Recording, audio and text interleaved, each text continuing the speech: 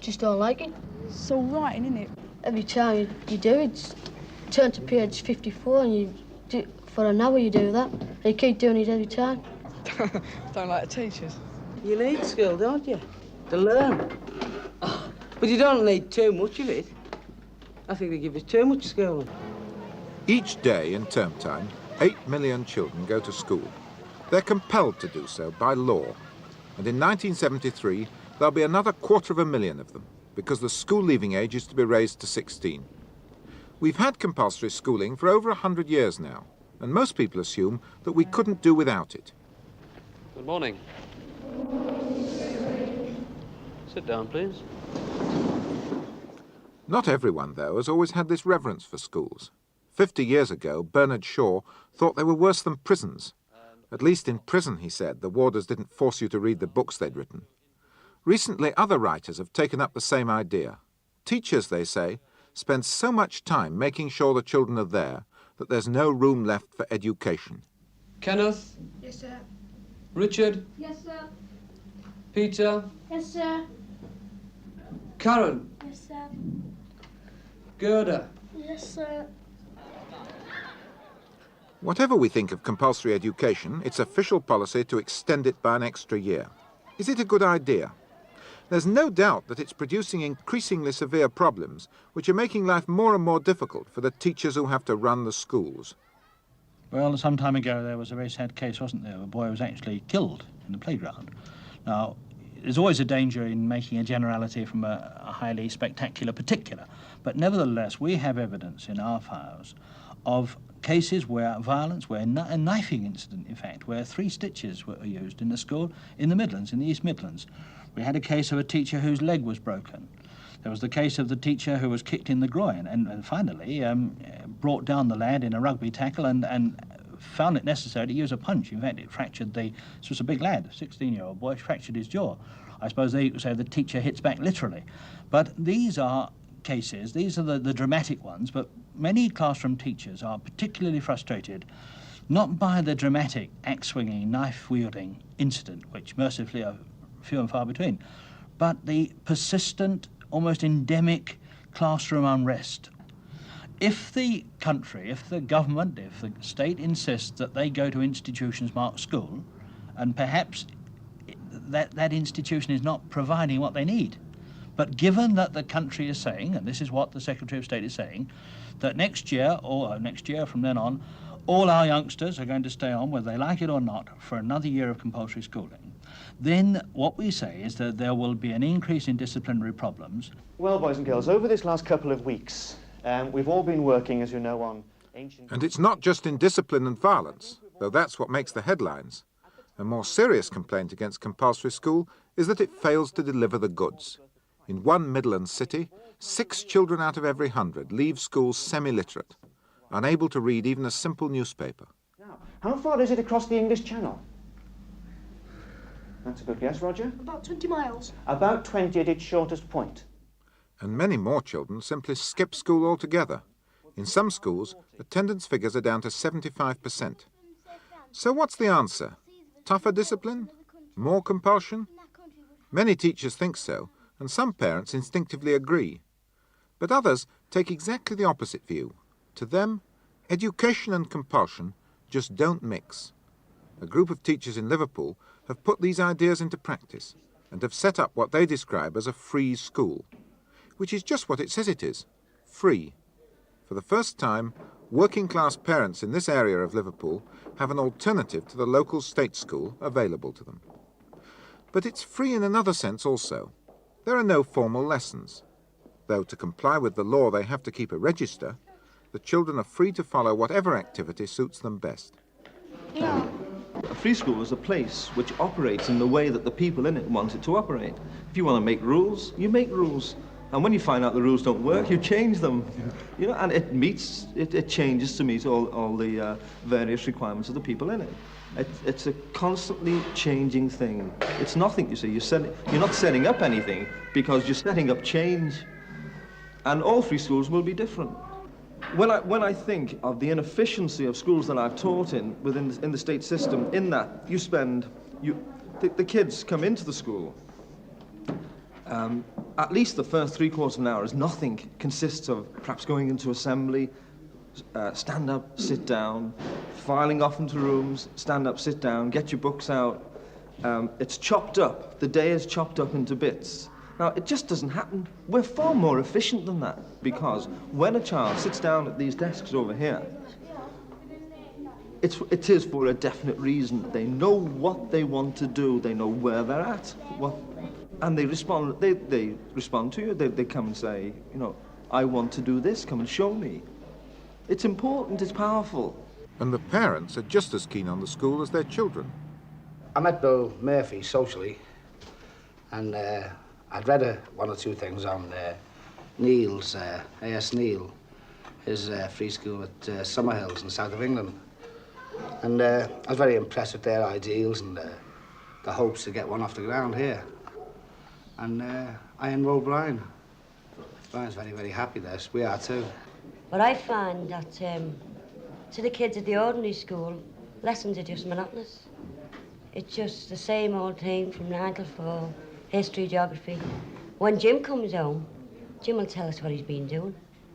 But if I ask the others what they've been doing, such a time it was geography, it's the same old routine. I think the prime most wonderful thing of this school is that everyone takes part. Everyone has an equal standing within the school as the parents, the teachers and the kids. And the kids usually have the last say. In the other schools, there was, not every day, but most of the time, there's something that'd go wrong. You know, some teacher would make them have detention or they'd get the cane or things like that. But now in this school, you know what I mean? They love it. They can't go quick enough to school. There's no such thing as go to school at 9 o'clock, come home at 4 o'clock and finish. The school is open as long as the kids want to stay open. And they're there at all times. They go out at 9 o'clock in the morning, you don't see them until 8:30. You know where they are, they phone, they let you know where they are. But that's where they are, and they're learning all the time. Education it just doesn't end at 4 o'clock with the school. It goes on and on all the time. At least 10 times better than the other school what I went to. And I went to a good school, but I just couldn't take no notice to it. And I've been there, and I've got two brothers going to the free school.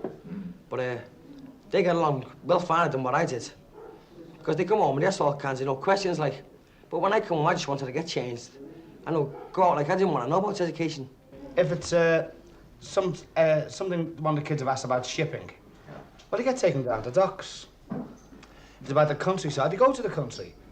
There's 5 kids every week, 5 boys 1 week, 5 girls next week, and so on. Go to this cottage in Wales for a week.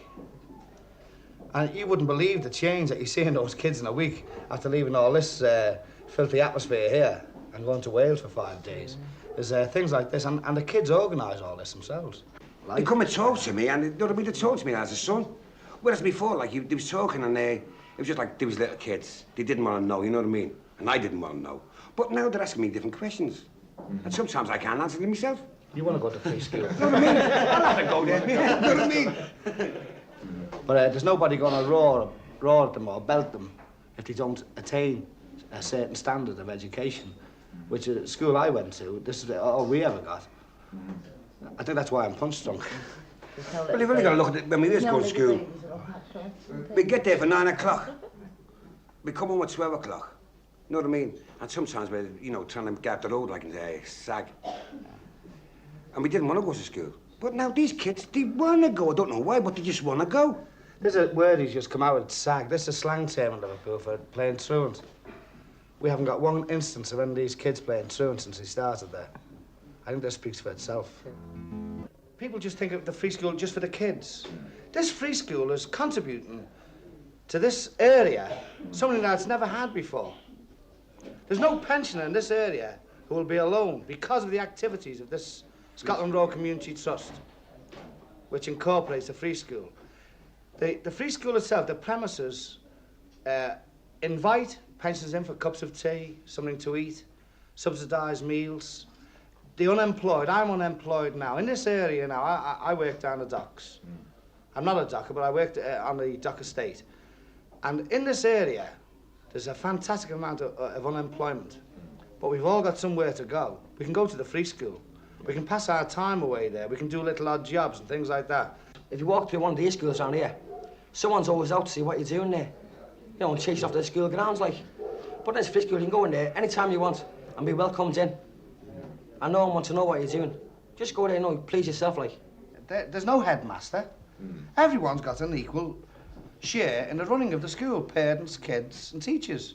There's no headmaster, there's no prefects, there's no snotty-nosed kid, like, you know, stand on a gate to tell you that you're late and you get 6 of the best. No, there's nothing like that there, you know. The power starts from the headmaster and works down to the teachers. Then it works down to these, what, prefects or whatever we call them. You know what I mean? Well, the kids are terrified from the prefect up then, aren't they? Which is all wrong. Well, what's a headmaster frightened of? He's frightened of the governors. And the governors are frightened of the education committee. You know, the education committee are frightened of their voters and so on. But why is all this fright here, like, you know what I mean? Why is it there? Why? But do you think there's some deep reason why state schools are like this? Well, myself, it's not the schools, I think it's the system, you know what I mean? I think they're frightened of learning these kids too much. Go on about Because once they learn too much, you know what I mean, they'll be on everyone else's back, won't they? And they'll want to know things. You know what I mean? They've educated all the other countries. They've got their own independence back. You know what I mean? Yeah. Now, these kids, you know what I mean, as they call us peasants, they're getting their education now. Well, they want to know all. They want to know this and they want to know that. They want to know too much. And I think myself, personally, they are frightened. I think the state system is geared to a standard where they're only allowed to learn so much anyway. You know, you get some freaks that go on to college, you know, from this system, in this area. You know, I remember when I was a kid, we were called college puddings. Now I respect those kids who go on to further education, you know, and university and what have you, you know. And I think that the state system is geared to such a standard in the secondary, modern and further to keep the kids at only a certain level, and you get the odd freak that goes above that, you know. Freaks just about describes them. They are few and far between in an area like this, which gets a pretty raw deal from our present system. A century ago, some hoped that compulsory schooling was a magic ingredient which would level up the working class and usher in a new age of equality. It just hasn't happened like that. The percentage of working class children going to university hasn't improved over the past 30 years. What the school system does do is to label each child as a success or a failure, and then goes on to convince the failures that it's all their own fault. And to add insult to injury, the failures are then made to pay for those who succeed. We raise the money for schools and universities by taxing everybody.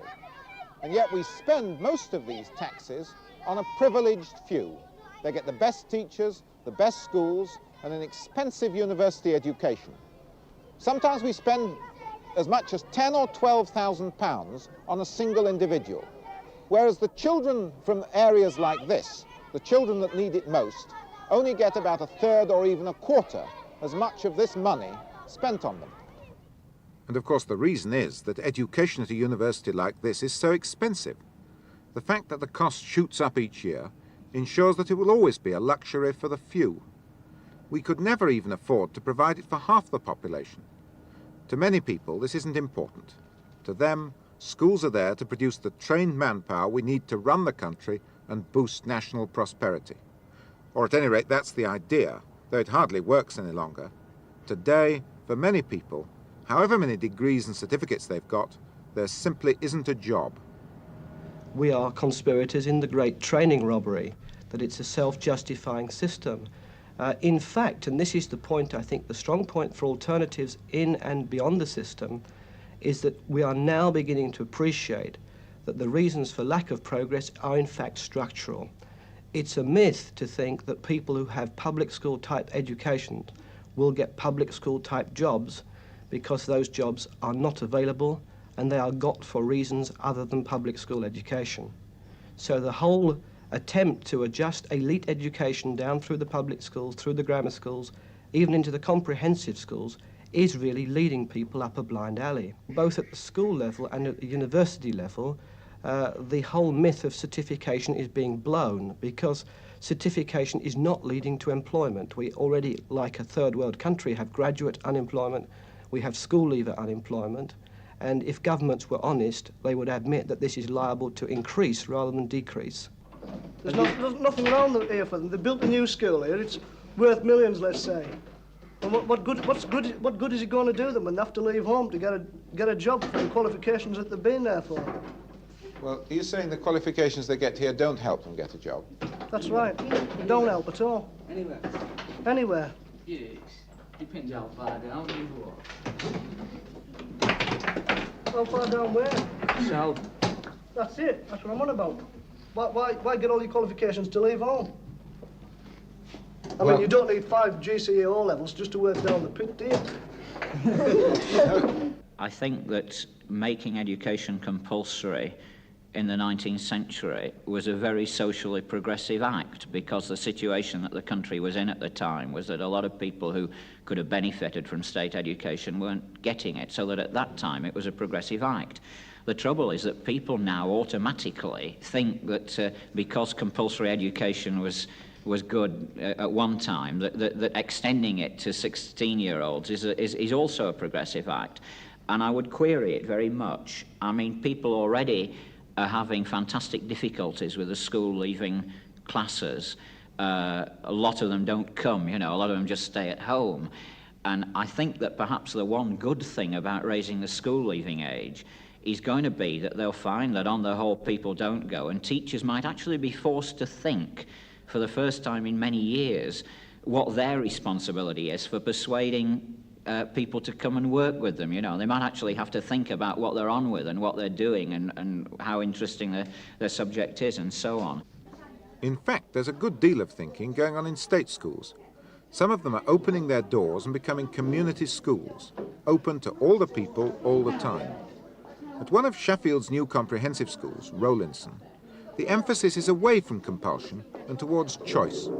Choice of the subjects the pupils want to study and of the teachers they want to learn from.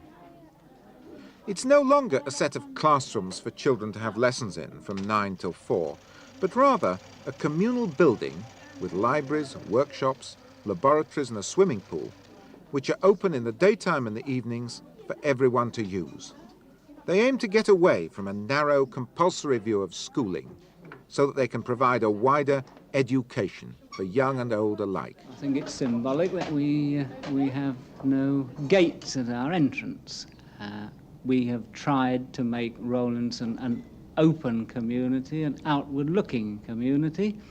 We've tried to make the adults welcome. We've tried to make our casual visitors who come as fee-paying customers to the sports centre equally welcome. And I think, yes, it's true that everyone who comes here feels that they are a member, feels that they're a part of this somewhat large organisation. We love working with the children. They're all very good to us, and they call us their grannies, and they often get us a cup of tea. I often think back. In fact, we've only said this afternoon, we were in classrooms that no one was allowed to pass through. We can go into any of the classrooms. I can go and talk to the children if I wish. They can come and talk to us. I thought where we used to sit in tiny desks with our arms behind our backs and sit up straight and never utter a word unless we were spoken to, and I thought of what happy days we have here.